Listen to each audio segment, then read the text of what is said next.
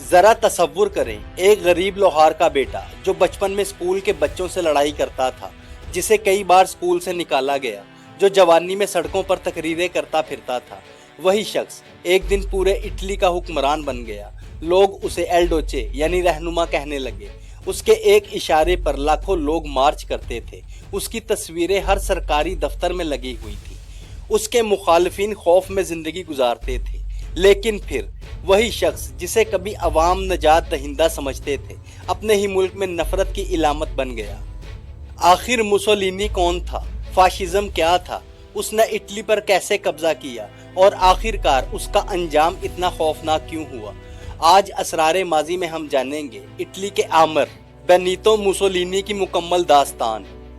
29 جولائی 1883 شمالی اٹلی کے ایک چھوٹے سے قصبے پریڈیپیو میں ایک بچے نے جنم لیا۔ اس کا نام رکھا گیا بینیتو امیلکارے آندریا موسولینی۔ اس کے والد الیسینڈرو موسولینی ایک لوہار تھے۔ وہ مزدور طبقے سے تعلق رکھتے تھے اور سوشلسٹ نظریات رکھتے تھے۔ موسولینی کی والدہ روزا مالتونی ایک اسکول ٹیچر تھی۔ گھر میں دولت نہیں تھی، لیکن سیاست اور تعلیم کی باتیں بہت ہوتی تھی۔ چھوٹے بینیتو نے بچپن ہی سے ضدی اور جارحانہ مزاج دکھانا شروع کر دیا۔ اسکول میں اکثر جھگڑے کرتا تھا۔ ایک مرتبہ تو اس نے ایک ساتھی طالب علم کو چاقو مار دیا۔ نتیجتاً اسے اسکول سے نکال دیا گیا، لیکن یہ صرف آغاز تھا۔ آنے والے برسوں میں اس کا غصہ اور طاقت کی خواہش پوری دنیا کو متاثر کرنے والی تھی۔ 1901 میں موسولینی نے تدریس کا کام شروع کیا۔ اگرچہ موسولینی نے کبھی یونیورسٹی کی ڈگری حاصل نہیں کی، لیکن وہ ایک تربیت یافتہ استاد تھا۔ نوجوانی میں اس نے ہزاروں صفحات پر مشتمل سیاسی اور فلسفیانہ کتابیں پڑھیں۔ یہی مطالعہ بعد میں اس کی تقریروں، صحافت اور سیاسی نظریات کی بنیاد بنا۔ مگر کلاس روم کی زندگی اسے پسند نہیں آئی۔ اس کا دل سیاست میں تھا۔ اسی دوران اٹلی شدید معاشی مشکلات کا شکار تھا۔ بے روزگاری بڑھ رہی تھی، مزدور احتجاج کر رہے تھے اور نوجوان حکومت سے ناراض تھے۔ موسولینی بھی انہی نوجوانوں میں شامل تھا۔ 1902 میں وہ روزگار کی تلاش میں سوئٹزرلینڈ چلا گیا۔ یہاں اس نے مزدوری بھی کی، بھوک بھی برداشت کی اور کئی راتیں ریلوے اسٹیشنوں پر سو کر گزاری۔ لیکن اسی دوران اس نے کارل مارکس، اینگلز اور دوسرے انقلابی مفکرین کی کتابیں پڑھیں۔ یہ کتابیں اس کی سوچ بدلنے لگیں۔ وہ سوشلسٹ تحریک کا سرگرم رکن بن گیا۔ اس کی تقریریں اتنی جذباتی ہوتی کہ لوگ گھنٹوں اسے سنتے رہتے۔ پہلی بار اسے احساس ہوا کہ الفاظ بھی طاقت ہوتے ہیں، اور ایک دن یہی طاقت اسے اقتدار کے دروازے تک لے جانے والی تھی۔ 1910 تک موسولینی اٹلی واپس آ چکا تھا۔ اب وہ ایک عام کارکن نہیں رہا تھا، وہ سوشلسٹ پارٹی کے ابھرتے ہوئے ستاروں میں شمار ہونے لگا تھا۔ اس نے اخبارات میں لکھنا شروع کیا۔ اس کے مضامین سخت، جارحانہ اور انقلابی ہوتے تھے۔ جلد ہی اسے سوشلسٹ پارٹی کے مشہور اخبار اونتی کا ایڈیٹر بنا دیا گیا۔ اس وقت ہزاروں لوگ روزانہ اس کے مضامین پڑھتے تھے۔ وہ حکومت، بادشاہت اور سرمایہ داروں پر سخت تنقید کرتا تھا۔ ایسا لگتا تھا کہ موسولینی مستقبل کا ایک بڑا سوشلسٹ رہنما بننے والا ہے۔ لیکن پھر 1914 میں ایک جنگ شروع ہوئی جس نے اس کی پوری زندگی بدل دی۔ پہلی جنگ عظیم 1914 میں یورپ کے آسمان پر جنگ کے بادل چھا گئے۔ ایک واقعہ ایسا پیش آیا جس نے چند ہی ہفتوں میں پوری دنیا کو جنگ کی آگ میں دھکیل دیا۔ 28 جون 1914 کو آسٹریا کے ولی عہد آرچ ڈیوک فرانز فرڈیننڈ کو سربیا کے ایک قوم پرست نوجوان نے قتل کر دیا۔ یہ قتل پہلی جنگ عظیم کا آغاز بن گیا۔ جلد ہی جرمنی، آسٹریا، برطانیہ، فرانس اور روس سمیت دنیا کی بڑی طاقتیں ایک دوسرے کے خلاف میدان میں اتر آئیں۔ اس وقت موسولینی سوشلسٹ پارٹی کا ایک اہم رہنما تھا۔ سوشلسٹ نظریے کے مطابق مزدوروں کو جنگ کی مخالفت کرنی چاہیے تھی، کیونکہ جنگ میں غریب لوگ مرتے ہیں جبکہ فائدہ حکمرانوں کو ہوتا ہے۔ ابتدا میں موسولینی بھی یہی موقف رکھتا تھا، لیکن پھر اچانک اس نے اپنا موقف بدل لیا۔ اس نے کہنا شروع کر دیا کہ اٹلی کو جنگ میں شامل ہونا چاہیے۔ اس فیصلے نے سوشلسٹ پارٹی کو حیران کر دیا۔ پارٹی نے اسے غدار قرار دیا۔ 1914 کے آخر میں اسے پارٹی سے نکال دیا گیا۔ یہ وہ لمحہ تھا جب موسولینی نے اپنی پرانی سیاسی شناخت چھوڑ دی۔ اب وہ ایک نئی راہ پر چلنے والا تھا۔ 1915 में इटली जंग में शामिल हो गया। मुसोलिनी ने सिर्फ तकरीरें ही नहीं की बल्कि खुद फौज में भर्ती हो गया। वो मुहाज जंग पर भेजा गया। खंदकों में रहना आसान नहीं था। सर्दी, भूख, बीमारी और हर लम्हा मौत का खतरा, ये सब कुछ मुसोलिनी ने अपनी आंखों से देखा। 1917 में एक फौजी मशक के दौरान मार्टर गोला फट गया। धमाके में मुसोलिनी शदीद जख्मी हो गया। उसके जिस्म में दर्जनों धाती टुकड़े पेवस्त हो गए। कई माह इलाज के बाद वो फौज से वापस आ गया, लेकिन अब वो पहले वाला मुसोलिनी नहीं था। उसने जंग में नज़्म ज़ब्त, ताकत और फौजी तंजीम की अहमियत देखी थी। बाद में यही चीज़ें उसकी सियासी सोच का हिस्सा बन गईं। जंग ख़त्म हुई तो 1918 में लाखों लोग मारे जा चुके थे। इटली फातेह ममालिक में शामिल था, लेकिन आम अतालवी अवाम खुश नहीं थी। लोगों का ख्याल था कि जंग जीतने के बावजूद इटली को वो फ़वाइद नहीं मिले जिनका वादा किया गया था। मुल्क में बेरोजगारी बढ़ रही थी, कारखाने बंद हो रहे थे, महंगाई आसमान को छू रही थी, लोग हुकूमत से शदीद नाराज थे। उसी माहौल में मुसोलिनी ने 1919 में एक नई तहरीक कायम की। उस तहरीक का नाम था फाशी दी कॉम्बातिमेंटो। यही तहरीक बाद में फाशिज्म कहलाई। यहाँ एक अहम सवाल पैदा होता है, फाशिज्म आखिर था क्या?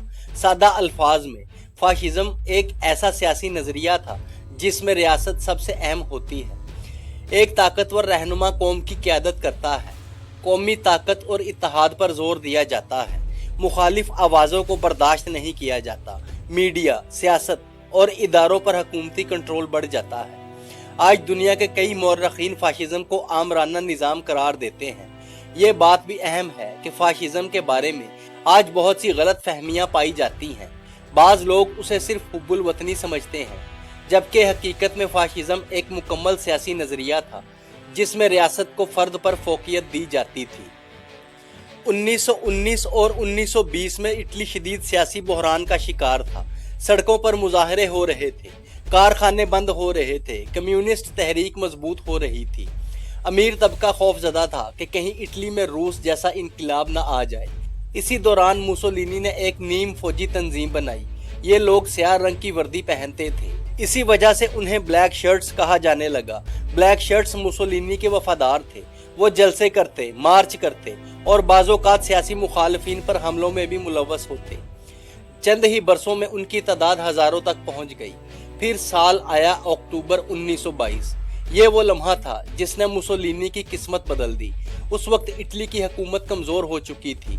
मुसोलिनी ने फैसला किया कि अब इक़्तिदार हासिल करने का वक्त आ गया है। हज़ारों ब्लैक शर्ट्स रोम की तरफ रवाना हुए। उस वाक़े को तारीख में मार्च ऑन रोम के नाम से जाना जाता है। दिलचस्प बात यह है कि मुसोलिनी खुद उस वक्त रोम में मौजूद नहीं था। वो हालात का इंतज़ार कर रहा था। इटली के बादशाह विक्टर इमानुएल सोम के सामने दो रास्ते थे। फौज को हुक्म देकर मार्च को रोक दे या मुसोलिनी को इक़्तिदार दे दे। बादशाह ने दूसरा रास्ता चुना। 29 अक्टूबर 1922 को मुसोलिनी को हुकूमत बनाने की दावत दी गई। सिर्फ 39 साल की उम्र में वो इटली का वजीर आज़म बन गया। एक गरीब लोहार का बेटा अब पूरे इटली का हुक्मरान बन चुका था। लेकिन इक़्तिदार हासिल करना आसान था। असल कहानी तो अब शुरू होने वाली थी, क्योंकि आने वाले चंद बरसों में मुसोलिनी जमहूरियत को ख़त्म करके खुद को इटली का मुतलिक अल अनान हुक्मरान बनाने वाला था। वो कैसे? वो ऐसे कि 1922 में वज़ीर आज़म बनने के बाद मुसोलिनी के पास अभी मुकम्मल इख्तियार नहीं था। इटली में पार्लियामेंट मौजूद थी, सियासी जमातें मौजूद थीं, अखबारात हुकूमत पर तनकीद कर सकते थे, लेकिन मुसोलिनी सिर्फ वज़ीर आज़म बनकर मुतमईन नहीं था। वो पूरे इटली का वाहिद हुक्मरान बनना चाहता था। 1924 में इंतखाबात हुए। फाशिस्ट पार्टी ने कामयाबी हासिल की, लेकिन ओपोजिशन रहनुमा जियाकोमो ने इल्ज़ाम लगाया कि इंतखाबात में धांधली हुई। उन्होंने पार्लियामेंट में खड़े होकर मुसोलिनी पर सख्त तनकीद की। चंद दिन बाद जियाकोमो अगवा हो गए। बाद में उनकी लाश मिली। इस वाक़े ने पूरे इटली को हिलाकर रख दिया। आज मौरखीन इस बात पर मुत्तफिक हैं कि जियाकोमो का कत्ल फाशिस्ट अनासर के हाथों हुआ। अगरचा मुसोलिनी के बराह रास्त किरदार पर तवील अरसे तक बहस जारी रही। इस बहरान के बावजूद मुसोलिनी इक़्तिदार में रहा। 1925 तक इसने तमाम सियासी मुखालफिन को कमज़ोर करना शुरू कर दिया। आज़ाद अखबारात बंद होने लगे, ओपोजिशन जमातों पर पाबंदियाँ लगने लगी और इटली आहिस्ता आहिस्ता जमहूरियत से आमरीत की तरफ बढ़ने लगा। 1925 کے بعد موسولینی نے اپنے لیے ایک نیا لقب اختیار کیا، ایلڈوچے، جس کا مطلب تھا رہنما۔ اب اٹلی میں موسولینی کی شخصیت کو غیر معمولی انداز میں پیش کیا جانے لگا۔ اس کی تصاویر سکولوں میں لگائی گئیں، دفاتر میں لگائی گئیں، اخبارات اس کی تعریف کرتے تھے، ریڈیو پر اس کی تقریریں نشر ہوتی تھیں، بچوں کو سکھایا جاتا تھا کہ وہ اپنے رہنما سے محبت کریں۔ یہی ایک اہم بات سمجھنا ضروری ہے۔ آج کل سوشل میڈیا پر بعض لوگ دعویٰ کرتے ہیں کہ پورا اٹلی شروع سے ہی موسولینی کے خلاف تھا۔ یہ بات درست نہیں۔ حقیقت یہ ہے کہ 1920 اور 1930 کی دہائی میں اٹلی کے بہت سے لوگ واقعی اس کی حمایت کرتے تھے۔ ان کا خیال تھا کہ اس نے ملک میں استحکام پیدا کیا، تاہم اس کے مخالفین بھی موجود تھے، لیکن ان کے لیے آواز اٹھانا خطرناک بنتا جا رہا تھا۔ ہر آمر کو اپنی طاقت برقرار رکھنے کے لیے ایک مضبوط نظام کی ضرورت ہوتی ہے۔ موسولینی نے بھی ایسا ہی کیا۔ اس نے خفیہ پولیس کے ادارے قائم کیے۔ ان کا کام حکومت کے مخالفین پر نظر رکھنا تھا۔ جو لوگ حکومت پر تنقید کرتے تھے انہیں گرفتار کیا جاتا، بعض کو جیل بھیج دیا جاتا، بعض کو دور دراز علاقوں میں جلا وطن کر دیا جاتا۔ یہ کہنا درست نہیں کہ ہر اطالوی شہری خوف میں زندگی گزار رہا تھا، لیکن یہ ضرور سچ ہے کہ سیاسی آزادی پہلے جیسی نہیں رہی تھی۔ اسی وجہ سے مورخین موسولینی کے دور کو ایک آمرانہ دور قرار دیتے ہیں۔ 1930 کی دہائی میں جرمنی میں بھی ایک شخص تیزی سے ترقی حاصل کر رہا تھا۔ اس کا نام تھا اڈولف ہٹلر۔ ہٹلر موسولینی سے متاثر تھا۔ جب ہٹلر ابھی اقتدار میں نہیں آیا تھا تب بھی وہ موسولینی کو کامیاب رہنما سمجھتا تھا۔ 1933 میں ہٹلر جرمنی کا چانسلر بن گیا۔ اب یورپ میں دو طاقتور آمر موجود تھے، ایک جرمنی میں، دوسرا اٹلی میں۔ ابتدا میں موسولینی ہٹلر کو سنجیدگی سے نہیں لیتا تھا، لیکن وقت کے ساتھ دونوں ممالک ایک دوسرے کے قریب آنے لگے۔ 1935 میں موسولینی نے دنیا کو حیران کر دیا۔ اس نے افریقی ملک ایتھوپیا پر حملہ کر دیا۔ موسولینی ایک نئی رومی سلطنت بنانا چاہتا تھا۔ اس کا خیال تھا کہ اٹلی کو مزید زمینوں کی ضرورت ہے۔ ایتھوپیا اس وقت افریقہ کے ان چند ممالک میں شامل تھا جو مکمل طور پر یورپی نو آبادیات نہیں بنے تھے۔ جنگ میں اٹلی نے جدید ہتھیار استعمال کیے، جبکہ ایتھوپیا نسبتاً کمزور تھا۔ 1936 میں اٹلی نے ایتھوپیا پر قبضہ کر لیا۔ فاشسٹ حکومت نے اسے بڑی کامیابی قرار دیا، لیکن دنیا کے کئی ممالک نے اس حملے کی مذمت کی۔ 1936 میں جرمنی اور اٹلی کے تعلقات مزید مضبوط ہوئے۔ موسولینی اور ہٹلر نے سیاسی اتحاد قائم کیا۔ اسے بعد میں روم برلن ایکسس کہا گیا۔ یہی اتحاد بعد میں دوسری جنگ عظیم کی بنیاد بنا۔ اس وقت بہت سے لوگ سمجھتے تھے کہ یہ دونوں ممالک مستقبل میں یورپ پر غلبہ حاصل کر لیں گے، لیکن حقیقت اس کے برعکس ثابت ہونے والی تھی۔ 1 ستمبر 1939 جرمنی نے پولینڈ پر حملہ کر دیا۔ اس کے ساتھ دوسری جنگ عظیم شروع ہو گئی۔ ابتدا میں موسولینی جنگ میں شامل ہونے سے ہچکچا رہا تھا۔ اسے معلوم تھا کہ اٹلی فوجی معاشی طور پر مکمل تیار نہیں، لیکن جون 1940 میں جب جرمنی مسلسل کامیابیاں حاصل کر رہا تھا تو موسولینی نے بھی جنگ میں شامل ہونے کا اعلان کر دیا۔ اسے یقین تھا کہ جنگ جلد ختم ہو جائے گی اور اٹلی فاتح ممالک میں شامل ہوگا۔ یہ اس کی زندگی کی سب سے بڑی غلطیوں میں سے ایک ثابت ہوئی۔ جنگ کے ابتدائی دنوں میں جرمنی کامیاب، لیکن جلد ہی صورتحال بدلنے لگی۔ اٹلی کی فوج کو شمالی افریقہ، یونان اور دیگر محاذوں پر مشکلات کا سامنا کرنا پڑا۔ کئی جگہ جرمنی کو اٹلی کی مدد کے لیے فوج بھیجنی پڑی۔ عوام میں ناراضگی بڑھنے لگی، معیشت کمزور ہونے لگی، خوراک کی کمی پیدا ہونے لگی، اور وہ رہنما جو کبھی ناقابل شکست سمجھا جاتا تھا اب تنقید کا نشانہ بننے لگا۔ 1943 تک جنگ کا نقشہ بدل چکا تھا۔ جرمنی اور اٹلی مسلسل پسپا ہو رہے تھے۔ اتحادی افواج شمالی افریقہ میں کامیابیاں حاصل کر چکی تھی۔ جولائی 1943 میں اتحادی فوجیں جزیرہ سسلی پر اتر آئیں۔ یہ اٹلی کے لیے خطرے کی گھنٹی تھی۔ اٹلی کی عوام جنگ سے تنگ آ چکی تھی۔ شہر تباہ ہو رہے تھے، کارخانے بند ہو رہے تھے، خوراک کی شدید قلت پیدا ہو چکی تھی۔ لوگ سوال کرنے لگے، کیا یہ سب موسولینی کی غلطی ہے؟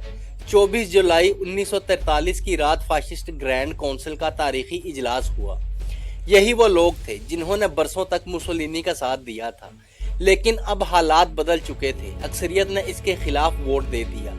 اگلے دن موسولینی بادشاہ وکٹر ایمانوئل سوم سے ملنے گیا۔ وہ سمجھ رہا تھا کہ معمول کی ملاقات ہوگی، لیکن بادشاہ نے اسے بتایا، آپ اب وزیر اعظم نہیں رہے۔ मुसोलिनी हैरान रह गया। चंद लम्हों बाद इसे गिरफ्तार कर लिया गया। वो शख्स जो 2 दहाइयों से इटली पर हुक्मरानी कर रहा था, अब एक कैदी बन चुका था। जब हिटलर को मुसोलिनी की गिरफ्तारी की खबर मिली तो वो गुस्से से भर गया। वो अपने इत्तेहादी को खोना नहीं चाहता था। जर्मन खुफिया इदारों ने मुसोलिनी की तलाश शुरू कर दी। बिल आखिर मालूम हुआ कि इसे इटली के एक पहाड़ी होटल में कैद रखा गया है। 12 सितंबर 1943 जर्मन कमांडो अफसर ओटो स्कोर्जिनी ने एक इंतहाई खतरनाक ऑपरेशन किया। ग्लाइडर्स पहाड़ की चोटी पर उतरे। जर्मन कमांडोज होटल तक पहुंच गए और बगैर किसी बड़ी लड़ाई के मुसोलिनी को आज़ाद करवा लिया। ये ऑपरेशन दूसरी जंग अजीम के मशहूर तरीन कमांडो मिशंस में शुमार होता है। जब मुसोलिनी ने हिटलर से दोबारा मुलाकात की तो वो पहले जैसा पुरइत्माद शख्स नहीं रहा था। अब वो हिटलर पर पहले से कहीं ज्यादा इन्हिसार कर रहा था। हिटलर ने मुसोलिनी को शुमाली इटली में एक नई हुकूमत का सरबराह बना दिया। उस हुकूमत को इटालियन सोशल रिपब्लिक या रिपब्लिक ऑफ सालो कहा जाता है, लेकिन हकीकत ये थी कि असल ताकत जर्मनी के पास थी। मुसोलिनी नाम का हुक्मरान था। फैसले अक्सर जर्मन फौज और नाजी क़यादत करती थी। इसी दौरान इटली में खाना जंगी जैसी सूरत हाल पैदा हो गई। एक तरफ जर्मन अफवाज और फाशिस्ट हामी थे, दूसरी तरफ इत्तेहादी अफवाज और अतालवी मुज़ाहमतकार। अब इटली अपने ही लोगों के दरमियान तकसीम हो चुका था। 1944 और 1945 में जर्मनी मुसलसल शिकस्त खा रहा था।